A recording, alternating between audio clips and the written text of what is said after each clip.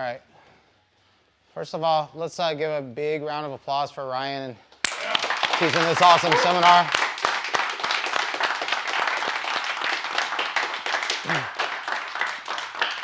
And let's give him one more round of applause for doubling as my cameraman, because like,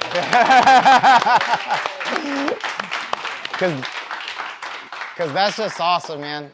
No, me and Ryan, we both run a business. We both know how like the marketing and things have to be shot, and I had a fun time actually planning this seminar with Ryan, like, because we were going back and forth, like, hey man, you do the flyer and I'll do this first video, and he's like, and I'll do the next video, and then like I feel like we did a really good job promoting this seminar today, guys. So I had a really fun time doing that with you, Ryan. So so anyways, this part will also be part of that, and I'm glad to have you a part of it too here. Guys, anytime that I get some people together and do the promotion, like I always reflect, like the night before when I go to bed, man, I think about everything that's happened in my jiu-jitsu journey and how like I have what a privilege it is to be teaching, and like how far we've come from where we were. Because a lot of you know the story, but like some of you that don't, Heidi and I, my wife, we had a jiu-jitsu academy in Alabama, like from 2014 till 2021, and it closed down, and it like devastated us, like, and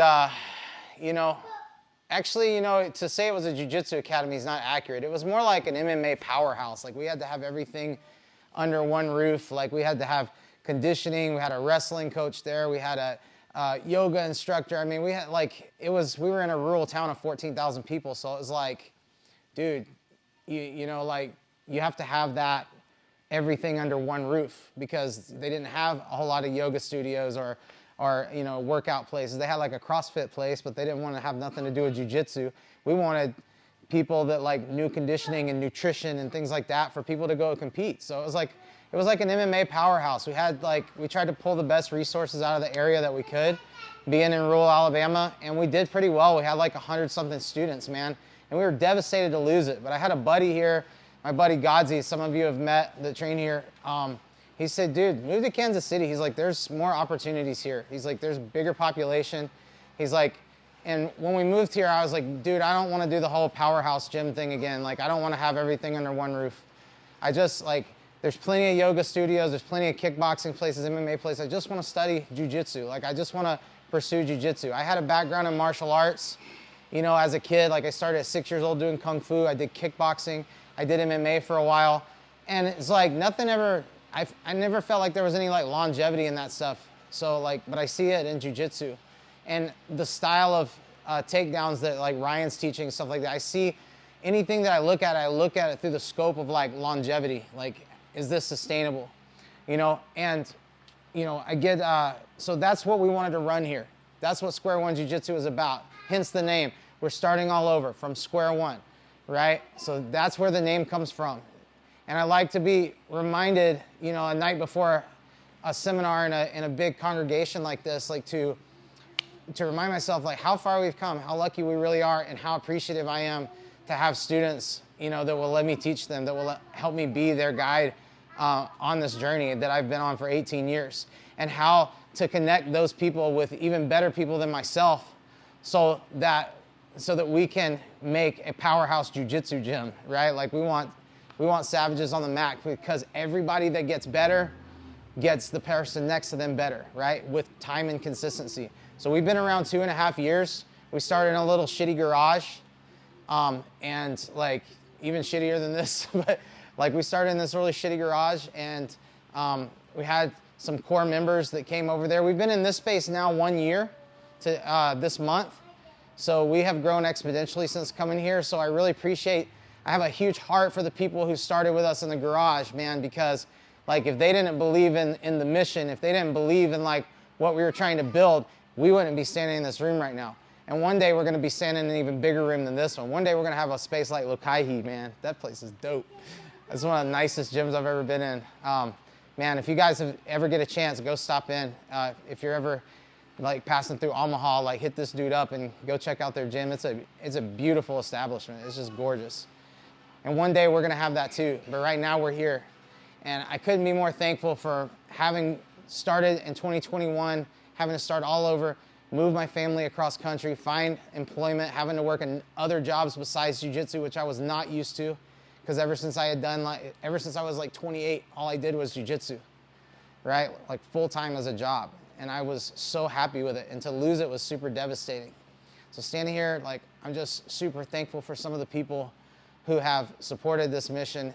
And as a result, they have acquired skill and made, new connections and, got turned on to this like beautiful lifestyle, that we all enjoy, that we call jiu-jitsu, man. And I am so happy to be their point of reference for how they got started. And when some time goes by, man, like, you start to just notice that there's a skill differential in the room, right? As new people come in and older people, like, they go and compete and they come back and they learn lessons from losses, learn lessons from wins too. I mean, I tell you, man, sometimes I've had some wins that I didn't feel good about, you know what I mean? And I learned a lot from those too. It's not just the losses that teach you, But I see people doing the things and going through the process, and I believe it to be correct because I've seen it for the last 18 years on my journey. So by that mindset, that way of thinking, we have a couple of promotions today that I wanted to give out. I want to recognize a couple of people. The first one, guys, I wish I could take credit for everything that this guy has achieved in his skill, but I can't. This is somebody who started with us later, who had about 2 years of training already at another place, and I wanted to see, like, if they were just trying out our gym, if they were kind of gym hopping, or like if they really wanted to be a part of this team, because that means a lot to me. Like, the team is everything to me. I think about you guys, when I go to bed at night, the last thing I think about when I go to sleep is my kids. But like, the second to last thing is you guys. And I just wanted to see if they wanted to be a part of this. But in reality, they earned this a long time ago with their skill and their dedication and their consistency. So today, I want to award this to Mike. Hey, brother. Good job, man. Good job. Turn right here. All right. Cool. All right. And Mike was with us too when we were in the garage, but he was there for like 2 weeks and then we moved. It's like Mike did come to us the first time that he trained with us. We were still in the garage, so he did come up from a nicer facility to a shittier one and still find value in it, man. And one of the most favorite things about Mike that he's told me that made me feel so good about myself. I probably soared on the high for weeks, but he was like, man, I learned more in 6 months here than I did at that other academy in 2 years. And that's the kind of stuff that keeps me motivated, because I'm not always the most motivated guy, right? Like, I'm here because of discipline, right? I'm here because it's what I believe in. It's my life's mission. It's my life's work. So, so thank you for that, Mike, because that meant a lot to me, brother. I wanted to tell you that in front of everybody. Thank you.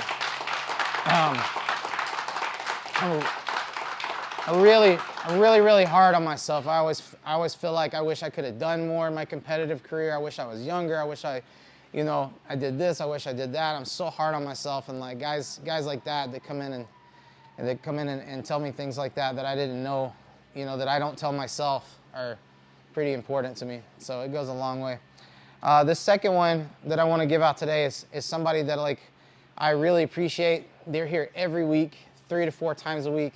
They're helping coach the kids class, things that need to be done around here, because I feel like as your belt gets darker, I feel like it becomes and as you age as well, I feel like it becomes a lot about servitude, right? And when you can teach people that in the beginning as like white belts, about how this is not a one-person show, this is not like there's the guy here, like there's a disbursement of power, you know what I mean? Like there's not just the one guy. That gets unhealthy really quick.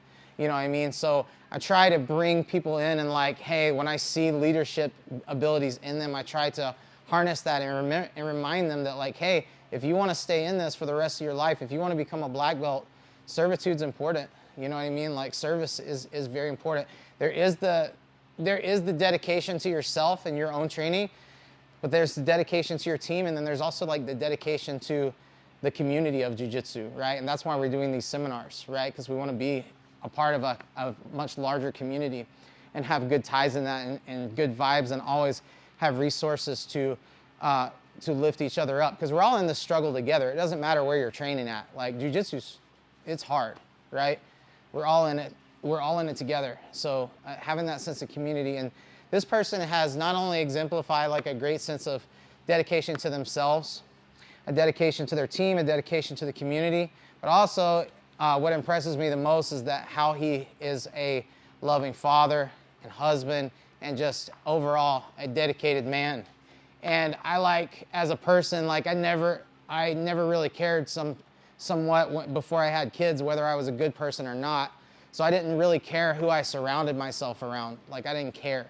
And these days, man, I find myself surrounded by good men like Jake Sumner. So this is for him.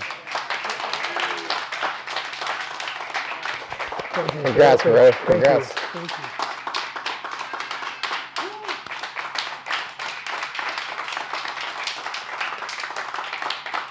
And Jake has definitely, don't get me wrong, man, it's not just because of like, you know, the way I said it, it may sound like, it's just him showing up. No, it's not just him showing up, it's how he shows up.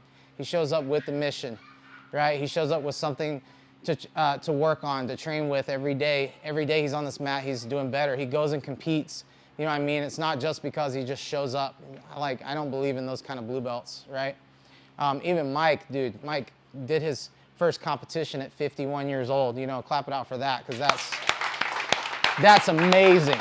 That's amazing.